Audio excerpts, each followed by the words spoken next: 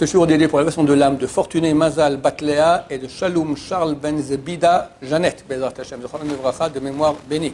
Famille Haddad, ils ont eu 2 enfants qui sont morts à Méron, 2 jeunes gens. Et ce sont des francophones. Je connais le grand-père. Et on m'a demandé de me renseigner, je n'ai pas encore la réponse. La mère des 2 enfants, elle a pleuré évidemment beaucoup durant les 7 jours de deuil. Et après ces jours de deuil, son fils vient en rêve et lui dit « Maman, arrête de pleurer, tu pleures trop, achète-toi un bel habit. » On n'a pas le droit d'acheter des beaux habits quand on est en deuil, il faut attendre 30 jours si c'est tous les proches et si c'est les parents pendant 1 an. Pas 1 an. Si c'est les enfants du défunt, c'est 1 an. Non, c'est pas 1 an. Pour les enfants du défunt, c'est la première fête. La première fête qui arrive, on peut déjà acheter un habit. Ouais. Alors, on m'a demandé de vérifier si cette histoire elle est vraie ou pas. Je ne sais pas, mais j'aurai normalement la réponse déjà dimanche. Mais entre-temps, le grand-père des enfants donc, a transmis au Rav Danino une autre histoire. Un des frères qui est mort, il est venu en rêve à son copain de la yeshiva, il lui a dit « Débarrasse-toi de l'iPhone. C'est très très grave, comme ça il lui a dit. Il est venu 3 fois en rêve lui répéter ça. Donc, avis à la population pour les portables. Cachère, pas cachère, voilà.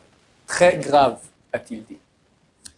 Et, soit il est très connu sur Méron, mais en fait, j'ai compris maintenant de qui il s'agissait.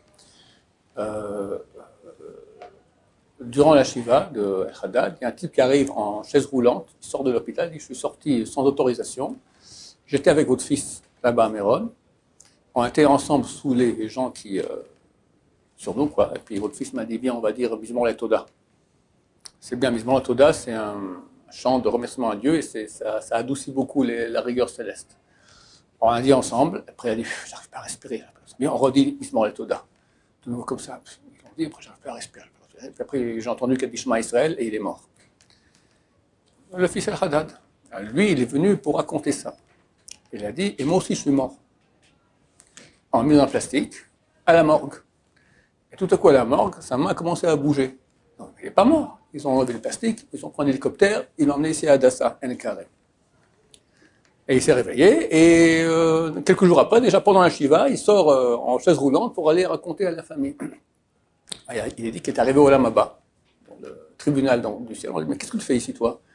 Je ne sais pas, j'étais à Méron, j'étais écrasé, je suis arrivé ici. Allez, repars sur terre.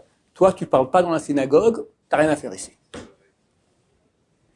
Témoignage que j'ai reçu, ben oui, ça je te raconte, le grand-père du garçon qui a transmis au Rav Danino, qui m'a raconté ça hier, ou avant-hier, d'accord?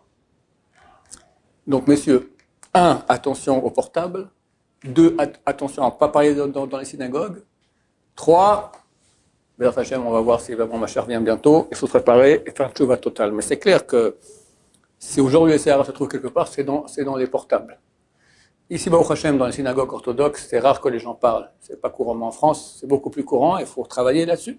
D'accord? C'est la maison de Dieu, c'est interdit de la Torah. C'est pas une khumra, c'est pas une mesure de piété. Parler des choses chol, des choses qui ne sont pas de mitzvah ou pas de Torah dans une synagogue ou dans un beth midrash, c'est interdit par l'interdit au mikdashi tira, où vous aurez la crainte de mon sanctuaire.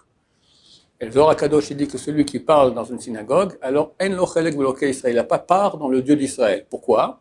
Parce qu'il ne croit pas que Dieu est présent maintenant dans la synagogue.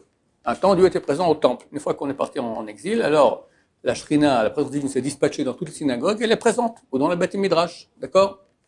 Ici, c'est les deux, et Beth Midrash et synagogue. Beth Midrash, c'est plus de sainteté qu'une synagogue. Et c'est les deux, c'est encore plus, d'accord?